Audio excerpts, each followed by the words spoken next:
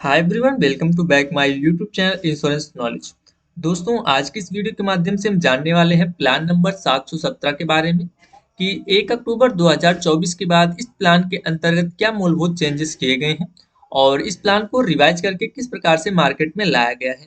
आपको पता है कि एक सिंगल प्रीमियम प्लान है, तो इसमें जो भी मूलभूत परिवर्तन किए गए हैं, इसके जो भी फीचर्स चेंज किए गए हैं और जो कुछ नया ऐड किया गया है, सारी चीज़ों को इस वीडियो के माध्यम से हम जानने वाले हैं।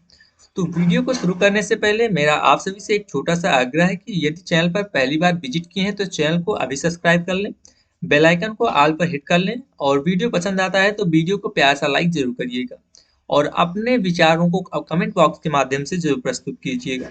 तो चलिए वीडियो को शुरू करते हैं और देखते हैं इस योजना के बारे में क्या क्या विशेषताएं इस योजना की है। सबसे पहली चीज दोस्तों, आप देखेंगे कि ये एक सिंगल प्रीमियम प्लान है।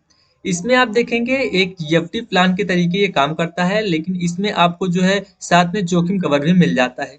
यानी कि आप यहाँ पर सेविंग भी करेंगे और आपका रिस्क कवर भी बना रहेगा। सारी चीजों को हम बात करेंगे प्लान नंबर 717 में जो नया बदलाव आया है उसके अकॉर्डिंग। तो यहाँ पर इस प्लान को लेने के लिए जो न्यूनतम आयु रखी गई है, मैं आपको बता दूं यहाँ पर जो है न्यूनतम आयु 0 वर्ष रखी गई है। यानी कि कोई भी बच्चा जो है अगर यदि 30 दिन कंप्लीट हो चुका है तो वो इस प्लान को बाय कर सकता है। यानी न्यूनतम एज लिमिट आप देखेंगे तो मात्र 0 वर्ष रखा गया है। यानी कि 30 दिन का बच्चा भी जो है इस प्लान को लेने के लिए जो है योग्य है। अधिकतम उम्र की यहाँ पर जो लिमिट रखी गई है कि अधिकतम आप जो है कितने समय के लिए इस पॉलिसी का चयन कर सकते हैं, तो 65 वर्ष, यानी कि अधिकतम 65 वर्ष का व्यक्ति इस पॉलिसी का चयन कर सकता है। न्यूनतम पॉलिसी अवधि वह होती है दोस्तों जिस समय के लिए जो है इस पॉलिसी को लिया जाता है। तो कम से कम 10 वर्षों के लिए इस पॉलिसी का चयन आप कर सकते हैं। उसके बाद आप देखेंगे अधिकतम पॉलिसी अवधि की बात करें तो अधिकतम आप इस योजना का चुनाव जो है 25 वर्षों के लिए कर सकते हैं। कम से कम 10 वर्षों के लिए और अधिकतम 25 वर्षों के लिए। यहीं पर हम बात कर लें कि परिपक्वता उम्र, यानी कि जो मेच्योरिटी एज है, जिस समय इस प्लान की मेच्योरिटी होती है उस समय आपकी जो उम्र है वो 75 वर्ष से अधिक नहीं होनी चाहिए। आप इस पॉलिसी का चुनाव करते हैं तो आप उतना ही यहाँ पर टर्म ले सकते हैं कि आपकी जो पॉलिसी की मेच्योरिटी हो तो आपकी जो उम्र है वो 75 वर्ष से अधिक ना हो। 75 वर्ष हो या इससे कम हो, इससे अधिक होगी तब आप जो है इस प्लान में इस अवधि को लेने के लिए योग्य नहीं है। आगे बढ़ते हैं और समझते हैं कि इसमें जो हम बीमा धन लेंगे यानी कि जिसे हम सम एश्योर्ड कहते हैं वो कितना होगा। अब ये जो बीमा धन है आप जो है कम से कम न्यूनतम 1 लाख का ले सकते हैं और अधिकतम की बात करते हैं तो अधिकतम की यहाँ पर आप देख सकते हैं कोई भी लिमिट नहीं रखी गई है। ये डिपेंड करता है आपकी इनकम पर, आप कितने का जो है सम एश्योर्ड यहाँ पर ले सकते हैं। सम एश्योर्ड वह नहीं होता है दोस्तों कि जितना आपको प्रीमियम पे करना है। सम एश्योर्ड वह बीमा धन होता है जिसके अकॉर्डिंग आपका प्रीमियम कैलकुलेट करना होता है। यहाँ पर 1 लाख का सम एश्योर्ड ले रहे हैं तो इसका मतलब ये नहीं है कि आपको 1 लाख रुपए जमा करना है। इसके अकॉर्डिंग आपका प्रीमियम जो है कैलकुलेट किया जाता है। हम आगे बढ़ते हैं और समझते हैं इस प्लान के अन्य फीचर्स को। यहाँ पर आप देखेंगे जो बीमा धन है इसमें जो रिस्क कवर है आपको कितने परसेंट जो है मिल सकता है। लेकिन उससे पहले हम देख सकते हैं कि यहाँ पर जो सम एश्योर्ड आप लेंगे वो कितने के गुणक में ले सकते हैं। यहाँ पर जो सम एश्योर्ड होगा अगर आप जो है 1 लाख से लेकर 2.5 लाख तक आप जो है बीमा धन लेते हैं, 1 लाख से लेकर 2.5 लाख तक, तब आप जो है 10,000 के गुणक में ले सकते हैं। फॉर एग्जाम्पल आप जो है 1,10,000 ले सकते हैं, 1,20,000, 1,30,000, इस प्रकार से जो है सम एश्योर्ड आप जो है 2.5 लाख तक ले सकते हैं। लेकिन जब आप 2.5 लाख से अधिक सम एश्योर्ड लेते हैं तब आप जो मल्टीपल्स होगा वो 25,000 की गुणक में होगा। यानी कि 2.5 लाख से ऊपर अगर आप सम एश्योर्ड लेना चाहते हैं तो आप 2.5 लाख या फिर 2,75,000 या फिर 3 लाख, इस प्रकार से जो है सम एश्योर्ड को ले पाएंगे। तो कुछ इस प्रकार से जो है बीमा धन का गुणक यहाँ पर निर्धारित किया गया है। हम आगे बढ़ेंगे और अन्य चीजों को देखेंगे, जैसे कि बात कर लें रिस्क कवर की। तो यहाँ पर आपको जिस किस प्रकार से रिस्क कवर दिया जाएगा, जैसे कि आपको जो है रिस्क कवर यहाँ पर 2 प्रकार से दिया जाएगा। बीमा धन का कम से कम आपको 1.1 गुना और कम से कम जो है 1.25 गुना, यानी कि कम से कम 1.1 गुना या फिर 1.25 गुना। अब ये निर्धारित करता है किस प्रकार से, जैसे कि यदि आपकी उम्र 50 वर्ष तक है या इससे कम है तब आप यहाँ पर जो है 1.25 गुना तक का रिस्क कवर यहाँ पर चुन सकते हैं। लेकिन यदि आपकी उम्र जो है 50 वर्ष से अधिक है तब आप जो है यहाँ पर 1.10 गुना ही रिस्क कवर ले सकते हैं। तो यहाँ पर ये चीजें जो है आप देख सकते हैं। ये और 50 वर्ष से कम उम्र है तो आप इनमें से कोई भी चुनाव कर सकते हैं। लेकिन 50 वर्ष से यदि अधिक है तो आप जो है 1.1 गुना ही रिस्क कवर यहाँ पर ले सकते हैं। तो कुछ इस प्रकार से जोखिम कवर यहाँ पर निर्धारित किया गया है आपके सम एश्योर्ड का। और ये जो जोखिम कवर है ना कि आपके प्रीमियम का, ये है आपके सम एश्योर्ड का, जो आप सम एश्योर्ड ले रहे हैं उसका। आगे बढ़ते हैं और देखते हैं इस प्लान के अंतर्गत आपको कौन कौन से राइडर्स, इस प्लान के अंतर्गत राइडर्स की बात करें तो राइडर में आपको जो है एलआईसी का दुर्घटना और विकलांगता राइडर दिया जाएगा। साथ में आपको एलआईसी का न्यू टर्म इंश्योरेंस राइडर भी इस प्लान के अंतर्गत दिया जाएगा। तो ये दो राइडर्स आप जो है इस प्लान के अंतर्गत ले सकते हैं इस प्लान को बाय करते समय। आपको हम बता दें कि ये जो राइडर यदि आप लेते हैं तो इसका जो थोड़ा बहुत प्रीमियम होता है वो आपको अलग से इस पॉलिसी के अंतर्गत पे करना होता है। और यहाँ पर आपको हम बता दें कि जो क्रिटिकल इलनेस राइडर था उसे जो है रिमूव कर दिया गया है। अब आप उस राइडर का लाभ यहाँ पर नहीं ले सकते हैं।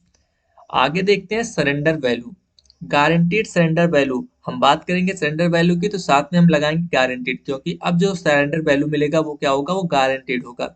आपका कस्टमर इस पॉलिसी को यदि लेता है तो उसे पहले से मालूम है कि यहाँ पर अगर हम पॉलिसी को सरेंडर करेंगे तो हमें गारंटीड सरेंडर वैल्यू एलआईसी की तरफ से दिया जाएगा। और ये सरेंडर वैल्यू कब मिल सकता है, तो कम से कम 1 वर्ष पूर्ण होने पर।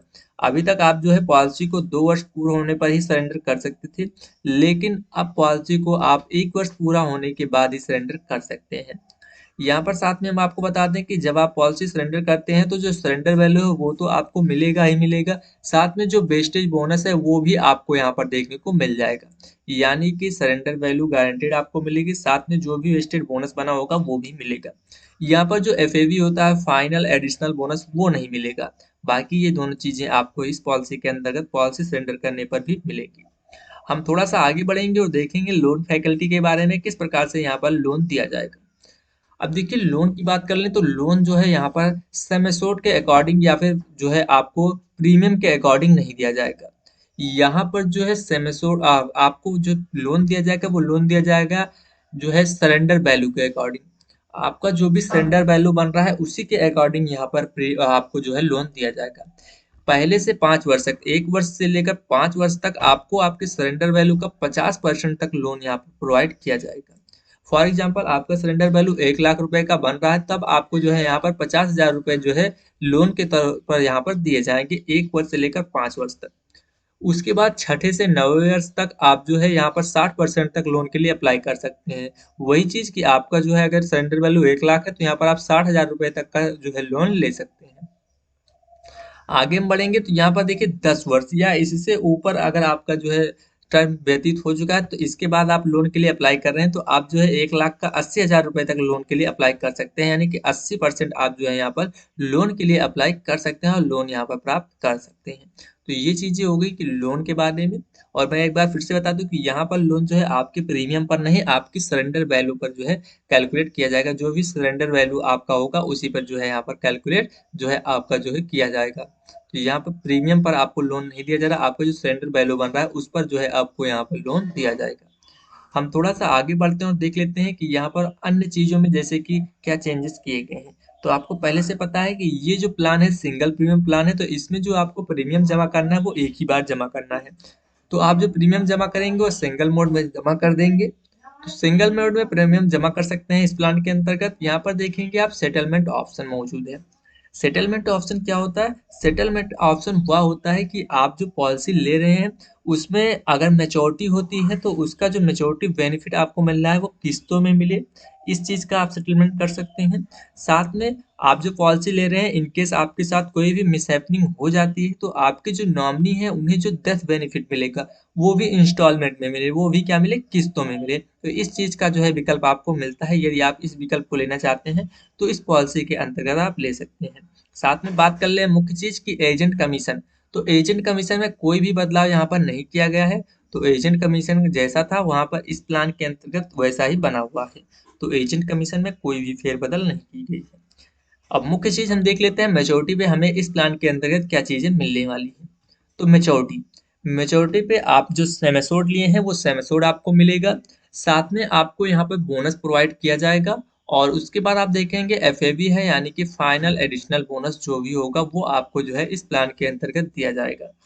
तो फॉर एग्जांपल अगर आपने 1 लाख का सम एश्योर्ड ले रखा है तो आपको 1 लाख रुपए मिलेंगे। साथ में जो यहाँ पर बोनस बना हुआ होगा वो बोनस आपको मिलेगा, और उसके साथ में आपको जो है एफएबी यानी कि फाइनल एडिशनल बोनस जो है मैच्योरिटी के तौर पर दी जाती है।